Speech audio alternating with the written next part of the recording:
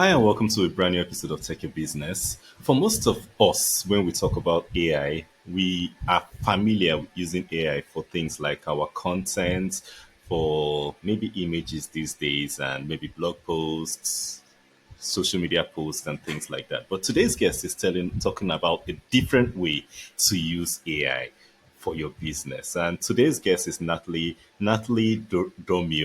Natalie is a tech expert. She has over 10 years of experience, and she'll be our guest today on Tech Your Business. So welcome to the show, Natalie. Thank you so much for having Thank me, you. So Peter. before we go deep inside, can you share a bit about your background and how you help businesses tech their businesses? Yeah, sure. So, been in business for 20 years with my husband. This is a family business. My background is in software engineering, and so I'm from France. My husband is too. When we studied, we after our studies in France, we decided to move to the US to live the American dream. And because we were software engineers, in the Silicon Valley, we quickly got a job, and we stayed there for 10 years. We had our three kids there. And then in 2005, we decided to sell everything and move back to France. And that's where the opportunity came to start a business, which is something my husband has always wanted to do. So we started to um, build software because we were software engineers, but we had no knowledge of marketing or sales. So we built something because we thought it was cool, which is what a lot of people do with their expertise. They focus on the expertise and they try to avoid the big things that are scary but are necessary when you start a business. And 5 6 years in, like no money left, like what do we do? And we got a coach who said, well, you guys are tech people, what start by building websites. So we did that, and quickly it evolved into e-learning, and that's really became um, our focus. Is like, how can we improve e-learning, the e-learning experience? How can we help people get better results online? But also for people that are selling programs, how can we help them create better experiences and create something that's leveraged, right? So when AI started to come in, actually we've started to integrate AI 5 6 years ago into programs, back when it was not that easy, not readily available like it is now. But that AI thing, that's like just such a natural way for us to start to use that to improve that experience inside program, which is really at the core Interesting. of So what you we do. talked about going from software engineers to moving to the US and moving back to France and building as software engineers, which is something. But unfortunately, mine is the other way around. I think I started with knowledge of marketing before I learned how to code. So yeah, then when I learned how to code, I now forgot how to start focusing more on the code. So I fully identify because sometimes you just get lost solving, especially when you love solving problems. You just get lost solving, and you forget maybe it's just your problem. Maybe nobody else is interested in that problem. You're so passionate. Exactly. Yeah, absolutely. Yeah. That's the difficulty of wearing, multiple hats, and at the beginning you have to do that. But then it's about identifying what do you really, really want to do, and then you keep doing that, and then you get help for the Yeah. rest. I So think you that's mentioned really the key. AI and e-learning. So can you just go deeper on that e-learning, how you're using AI to make that better? Yeah, sure. So basically, like a lot of people know AI as ChatGPT. Some people go as far as like custom GPTs or projects, in GPTs, right? But the way we are seeing AI and using AI is as an amplifier. So AI is really only as good as what you feed it, right? If you're just going to go to AI and ask, create a blog post, on this topic, it's going to create something that sounds really good when you read it, but it's just what everybody else is saying. By definition, it's taking what's out there, right? So we quickly realized that the value of AI is the accelerator piece, is the analytics piece, but it needs three things to work really well. It needs knowledge, and that's us. So that can be your podcast episode, that can be your videos in your program, right? it needs context. So the person that asks, the quality of the question that AI is going to ask you, right? So between the knowledge, the context, and a good prompt, then you can have an amazing output. And that's basically what the logic that we are using to use AI to create tools inside program, like inside a coaching program or an online course, to help people get results. And basically, the way we look at AI is, can I use AI to solve a problem? Because if you start to look at every tool that comes, that gets out there, then all you're doing is testing tools, and you're like, oh, that sounds amazing, but is it solving a problem that I have? Right? So really, the idea is to go into your program and say, okay, people need to achieve this in order to get results. And some people get stuck. Can I create a tool to help them get unstuck, make a decision faster, get them started on something, whether this is writing an email or something like that? But it's always, you start with knowledge, then you've got some AI, and then at the end, you also have the human coming into play as well, right? So it's always human I in think the loop. when you mentioned the AI is an amplifier, literally, I had a post on LinkedIn about a week or two ago with that exact title, and it's like what you learn, yeah, what we learn in computer when Oh, they say really? garbage in, garbage out. So if you're putting in rubbish, you're going to get Yes. refined rubbish out of Mhm. it. Exactly. Yeah. And the danger, I mean, not the danger, I know that it is helping a lot of people post more and be more consistent because they were not before. The problem is that people get all excited because now they're consistent, but they are just probably wasting time on content that is not engaging. So they feel busy, they feel like they're doing more, but like, you, AI is, an again, an accelerator. If you don't have the stuff in the first place, it is not going to get you like the great output that you're hoping, right? So I think that's the danger right now with AI, and we really try to stay focused on using AI to solve a problem, to help a client, not like because it looks cool. So I try to not look at these tools, right, unless they're like, oh, that could solve a problem Okay, that so you people might mentioned have. three things that are important in making AI work for you, which is the knowledge, your unique knowledge, the context of the question asked, as well as a good prompt. And also, like I always suggest Yeah. to or say that human should always be there, because a lot of times you might have at every at every point you have to make a decision. Decision can go in three ways, and AI might want to go one way, which while you want to go this way, and if you leave AI to do what it's doing, you end up somewhere far away from where you intend to go. Except maybe, yeah, maybe you had no plans in Oh, the yes. beginning. So you mentioned one other thing, making creating tools with AI, and I think that piqued my interest. So can you go deeper into that? Creating tools, how does this work? And Yeah, sure. So basically, this is the concept. So um, and this is going to speak to people that specifically have a program. So they are maybe a coaching program or they have a course, and one, they want their clients to have more results and faster. Right? We know that when we yeah, have more results, we have more testimonial, more case study. Everybody's happy, right?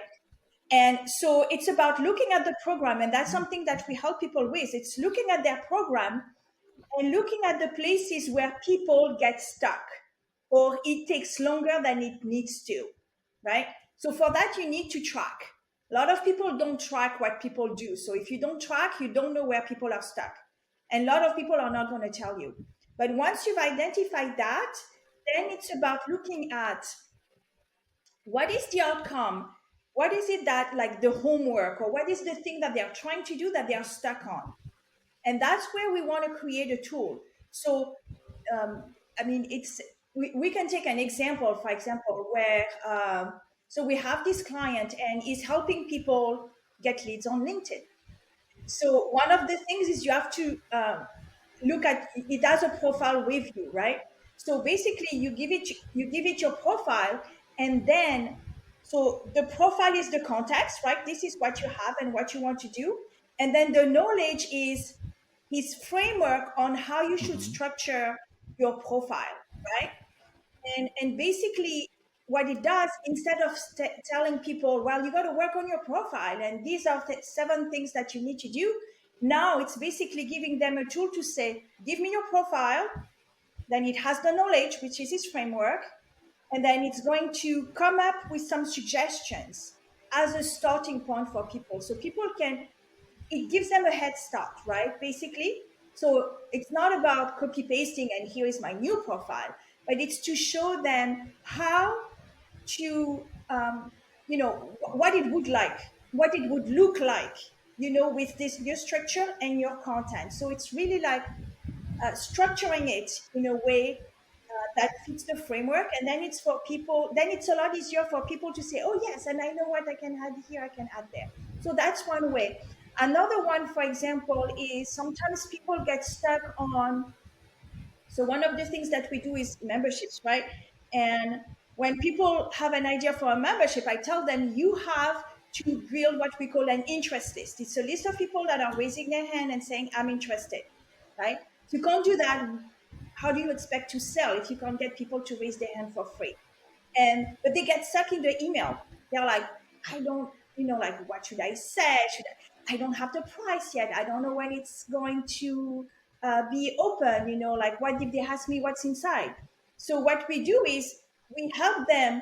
We say, this is what you need to do, to say in your email why you're doing it. Why? Your why. Okay? Because people love that. Who this is for, and what problem you're trying to solve for them. That's all, right? So they answer these questions, and based on that, we give, and it has their tone of voice and things like that as well, right?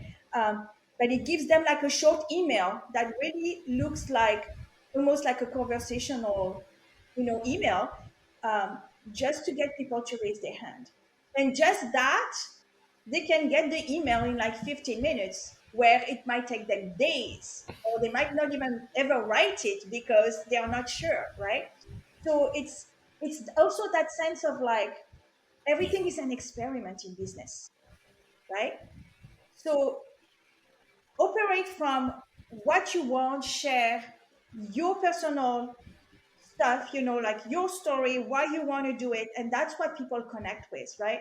So those are like examples, for example, on All how right. you So would now, you would so create now you such tool. mentioned the LinkedIn, getting leads on LinkedIn tool, and the other tool for emails and co. So looking at tools that have been created using AI for clients, what sorts of success stories have you gotten from these clients? The difference these tools have made in their businesses, in their lives. Yeah. So actually, this specific business, it turned, so it has a whole training, right, on LinkedIn. The profile is just the first, the starting point, right? And basically what he said is, two things happened. One, he was able to make his training videos a lot shorter. They're like 15 minutes, but they each have a tool. So now it becomes, you learn and you do. It's learning, doing, learning, doing. And he's tried to apply and create those tools for every single step. So what this made is that it made his program much more interactive, where people are doing and not just consuming videos. He said that the overall thing, which used to take 4 months, Well, can now be done in 4 days. Like if you're doing the work. Why? Because there used to be videos, and then people have to be were left to thinking how to do it, right? Now if you follow the thing, and you make it as like, it's good enough, let me go to the next step, it goes really, really fast. So that's the big difference. It's like something we would have like to drag people through the program and just, struggling to keep them engaged and motivated, like when it takes so long to get results, to having these mini wins, and moving them, forward in the program, and get to a result, Okay, a so lot now I faster. think I think that's actually one way, something I can actually testify to, because I also say without AI, I don't think this podcast would have lasted this long, because a lot of the research, a lot of the things you have to think through, you just give that to AI, then at least you make the final decisions yourself, and the time saved is just phenomenal. So now, Yes. one talking to a lot of business owners, one thing, especially in the last few months, maybe a year or two, that I hear from a lot of them is they feel AI is being overhyped. So they feel most people pushing AI give ascribe powers to AI that it doesn't really have. So from your experience, what are your thoughts on this? What can AI do? What can't AI do? What should AI do? And what shouldn't AI do? Yeah. I mean, I agree 100%. I think that people, especially really, really good marketers, are surfing that wave of download my 1200 prompts, like who needs 1200 prompts? I have one problem. I don't need 1200. So it's like that magic bullet, right? And the problem with AI is because people can go to ChatGPT, they can go to Claude, they can go to Perplexity, and they ask a question, and the way they get an answer so quickly, that's so well, written, people see it as the holy grail. Oh, now I can write great content. That sounds good, but it's far from enough. So you have all these people that are building business on AI, and some are very legitimate, but some are just surfing on a, selling people the dream of creating a course, for yourself. It's going to create it for you. You don't have just push a button and then make money. It doesn't work. Okay. It's like you're wasting your money if you're going with that. Again, AI as an accelerator. Like you said, garbage in, garbage out. AI is going to be as good as what you feed it. And as a developer, I don't know if you're using AI for development, but we still do like some backend development with AI. You know, you know how it hallucinates, and then it's going to come up with a great idea, and the next thing you look like, well, but wait a minute, that whole piece that was there, it's gone. Why did you take it out? And it's going to say, oops, sorry, and it puts it back. So it requires you to still have knowledge and know and being able to have a good judgment, right? So when people say AI is going to replace developers, I'm sorry, but no, because even if it's no code, guess what? There are people behind it. Okay, so I think the what is happening though is that I mean AI has been here for a long time, but the way it is widely popular now, people expect it in programs. They expect to have assistants, AI assistant that can help them, that can point them to the video, the resource inside program. It is expected, right? And at any any role in a business, if you can find the tool that can help you do your job better, faster, then you're golden. Like I don't think there are any job that is going to be hurt by AI if they embrace it and like, how can I make it better? Because people are going to look for that next. What are the people that are really good at what they do? Like a great writer that can embrace AI. Oh my gosh. Like it puts your writing on steroids if you do it right, right? So Yeah, that's I my think I take. laughed when you talked about AI for development, because I actually tried out. I've tried out a couple of those AI tools for development, and they're actually decent, especially when you want to do maybe simple things, just maybe do this or think through a problem. But one thing I've noticed is when you want to go a bit complex, it builds something really fast for you, and then there's either a Mm. security problem or a logical problem or something in it, and then it builds it in like maybe 2 minutes, 3 minutes, and then you spend 4 hours trying to fix the problem you created, because a lot of times for something that could way that you could solve the problem with a very simple line of code. It now wants to create an object and create so many complex things to solve a really small problem. So it just creates a lot of these things for you. And it lacks also, like when you are, when you're developing, when you're writing code, you also write Yes. for reusability, right? So it has, if you don't tell it, it has no knowledge of where you're getting at. So it's not, it does have some good ideas, so we save time on some of these things, but just for the idea, not for writing the code, because it's like you'd have to verify everything to make sure that he didn't take anything out.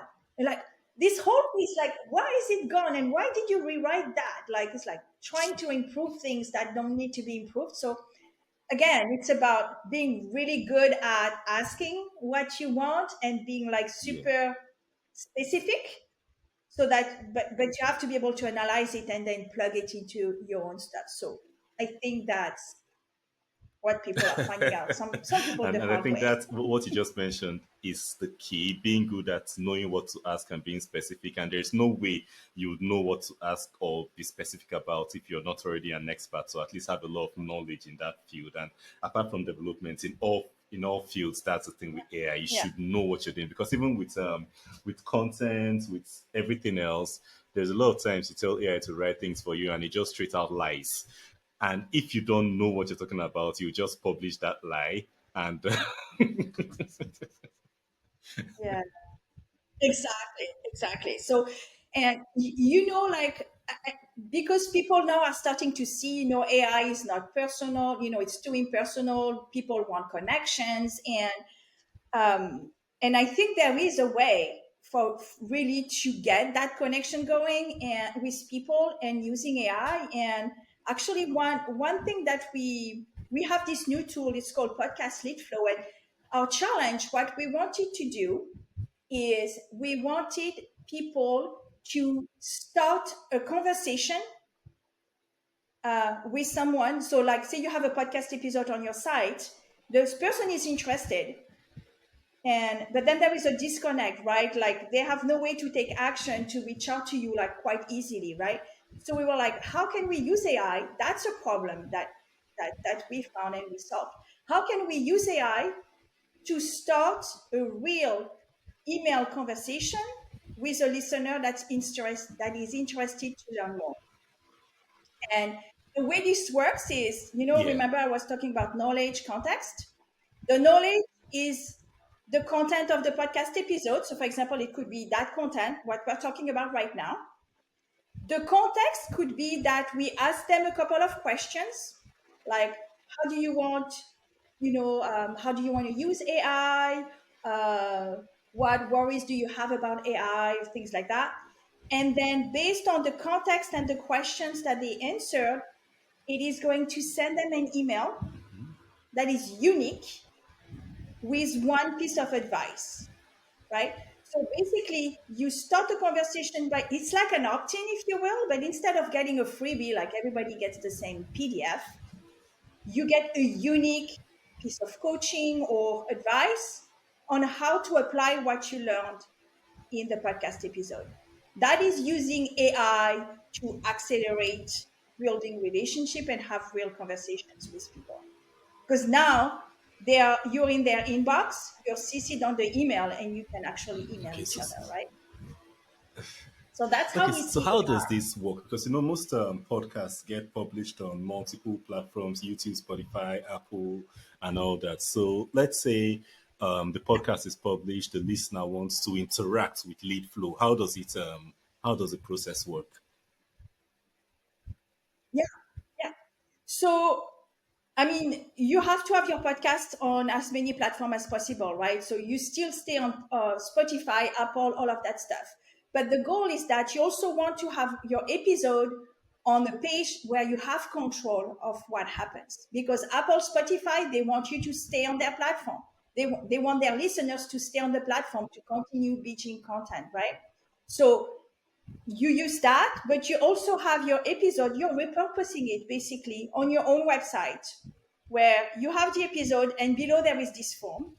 that could say something, hey, do you want to find out how to apply what you just learned on the episode? Answer these two questions, and I'll send you what to do next by email. And then what they get is they get a unique email, a unique piece of advice, like if they were sitting next to you. So it really sits on your website. You can also mention it on your show notes. And if you are able to have links, you can have a link on that, right? But the goal is to get. It's also like an email, a lead qualifier, if you will. Like we have a client who's a coach, and basically the people that are going to fill out the form are the people that are ready to book a call with her. So she's going to get better quality call, right? So it's like, how do I get these people that are ready for the next step? How do I work with you, or how do I make that work for myself? We make it easy for them to do that and start the conversation. Always the power of Yes, I AI. think, and I think that's one thing. So AI is It's not one thing just, I think about too, because you yeah, have episodes everywhere, and you're wondering, okay, what if someone sees the episodes? And people have really short attention spans these days, so maybe they might see they find no way to reach out, and they just forget about it, and yes. that is just one wasted. Exactly. It's the curse of the podcast is that you don't know your listeners, right? And the not the worst part, but like the frustrating part, like for my friend Alicia was like, my clients tell me they listen to my podcast. So I'm like, there is a disconnect. There are people listening that could want to work with me, and then I have clients, and there's a gap. How do I fill that gap, right? So because then you can also know what episode they come from. So then you can be strategic. You could say, "Ooh, when I speak about that, I actually get the right people to book a call with me, to work with me, right?" So now you can talk about metrics for your podcast, because downloads, they mean nothing if you don't know who's downloading and who does what, right? But you can talk about people booking calls, or people replying to the email saying, tell me more, right? Or something like that. And now people are going to be more likely to spend money on podcast if they know what it does to their business, right? Because right now, most podcasters treat their podcast as a hobby, right?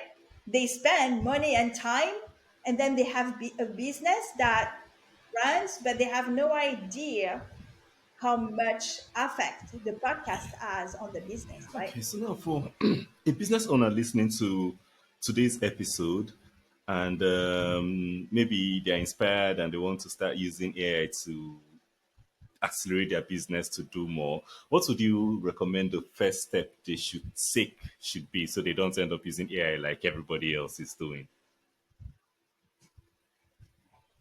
Yeah. So again, it's going back to solving a problem. Why do you want to use AI? Is there a problem that you're trying to solve? Either saving time, is it being more consistent, right? So I would look at it this way.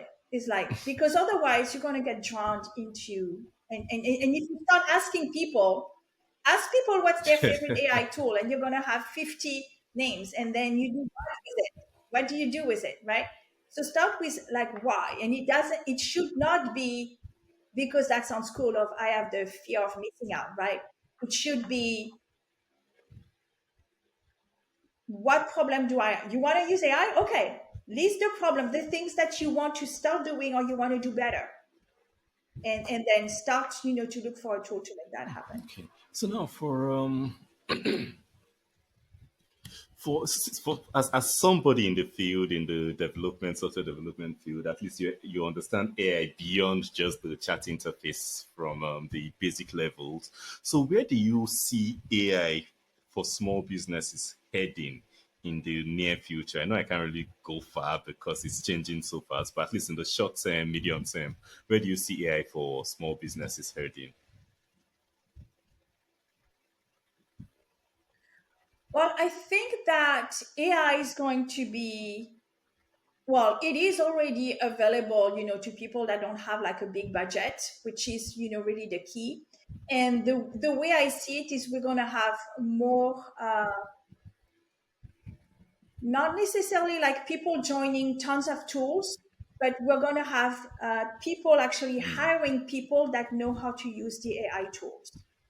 See what I mean? So the business owner still needs to focus on the business and not learn all the AI tools. So it's about surrounding, having a team of people that uses the right tool to automate what needs to be automated, and also focus on consistency. Consistency automation is really what I think is going to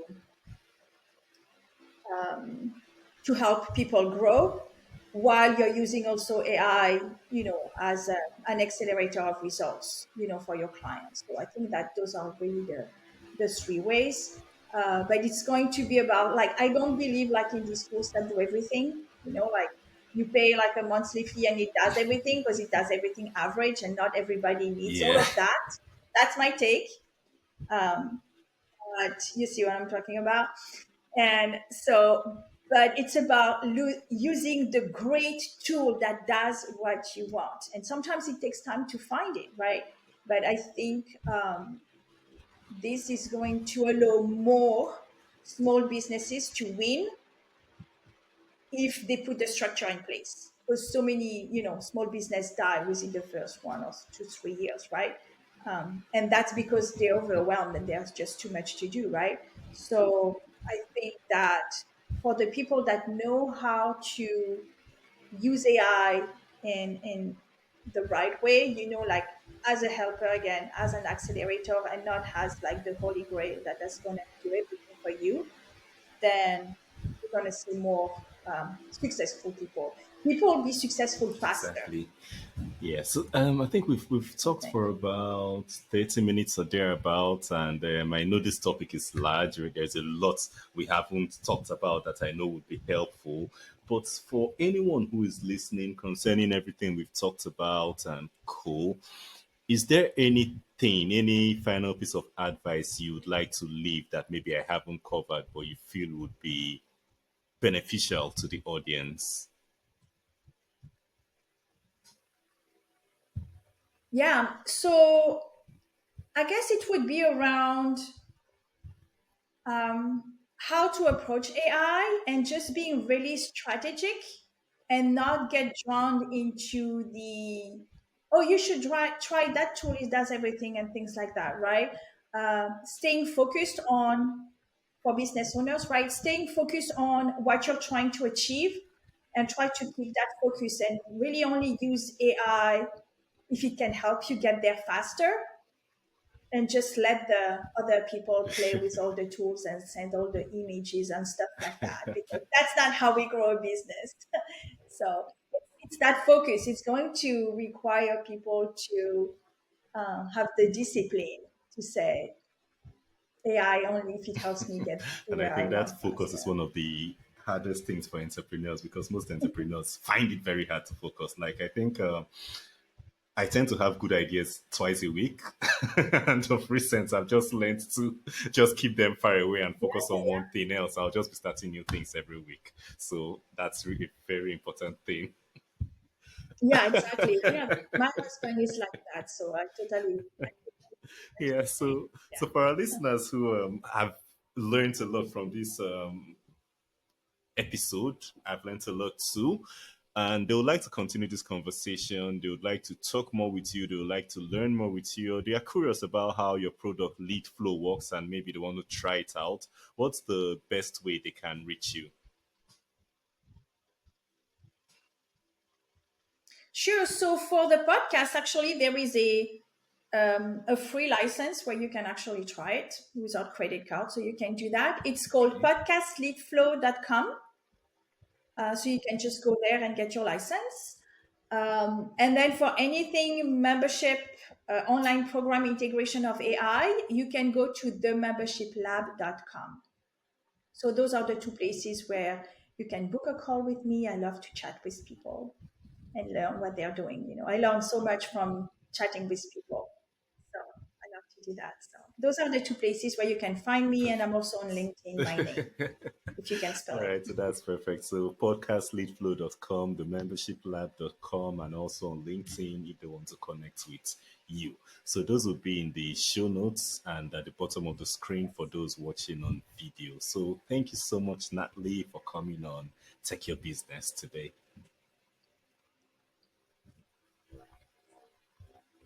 Thank you so much Awesome. for having So me, for the Peter. That was listeners, I fun. hope you learned a lot about using AI in not like everyone else in your business, AI to actually get results, not just generate Ghibli images and things like that. If you know someone this episode is going to benefit, share this episode with them. And if you want to learn more about taking your business, we have over 150 episodes talking about exactly that topic. So till next week, don't forget to keep taking your business and bye for now.